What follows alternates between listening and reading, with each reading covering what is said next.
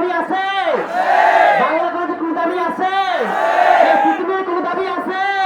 এই কোটা না মেধা? মুক্তিযোদ্ধা কোটা বাতিল করে হাইকোর্টের দেয়া রায়ে স্থিতাবস্থা দিয়েছে আপিল বিভাগ।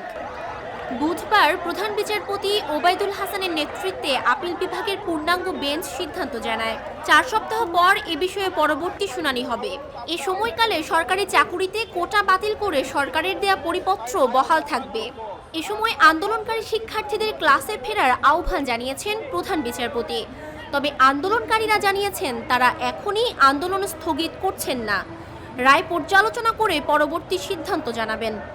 কোটার প্রকৃত অবস্থা প্রসঙ্গে attorney general AM Amin Uddin বলেন, আগে যে অবস্থায় ছিল সেই অবস্থায় আছে। স্থিতাবস্থা দেওয়া হয়েছে, সাবজেক্ট ম্যাটারে এটা বাতিল করা ছিল। যে বিজ্ঞপ্তিগুলো রয়েছে সেগুলোতে কোটা পদ্ধতি লাগবে না। মামলাটা আগামী 7 তারিখে শুনানি হবে, তখন এ বিষয়ে চূড়ান্ত রায় আসতে পারে। এর আগে সরকারি চাকুরিতে কোটা বহাল রেখে হাইকোর্টের দেওয়া রায় 1 মাসের জন্য স্থিতাবস্থা জারি করেন আপিল বিভাগ। ফলে আপাতত সরকারি চাকুরিতে কোটা থাকছে না।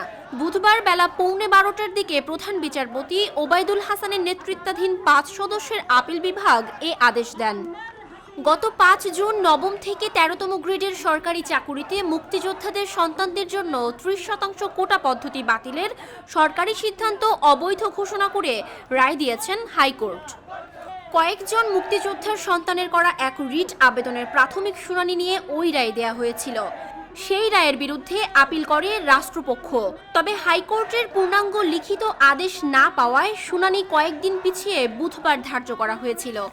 সরকারি চাকুরিতে কোটা সংস্কারের দাবিতে বুধবার 10ম দিনের মতো কর্মসূচি শুরু করে দেশের বিভিন্ন বিশ্ববিদ্যালয়ের শিক্ষার্থীরা।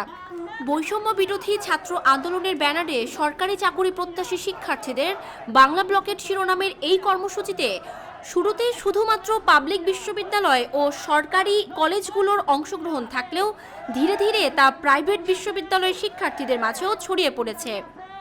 এই আন্দোলনের সমন্বয়করা জানিয়েছেন, শিক্ষার্থীরা সকাল 10টা থেকে Shahbag, Nilkhet, Bangla motor, science lab, Karwan বাজার, শ্যামলী, বকশীবাজার, গুলিস্তান, পল্টন, রামপুরা ব্রিজ, ফার্মগেট, মহাখালী সহ ঢাকার অন্তত 17টি গুরুত্বপূর্ণ স্থানে জড়ো হয়েছে।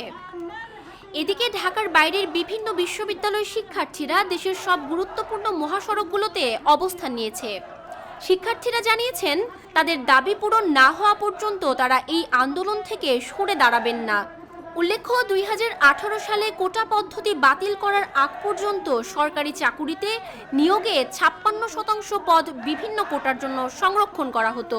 এর মধ্যে মুক্তিযোদ্ধার সন্তানদের জন্য ছিল 30%, নারী 10%, জেলা 10%, ক্ষুদ্র নিগোষ্ঠী 5%, প্রতিবন্ধী 1% কোটা।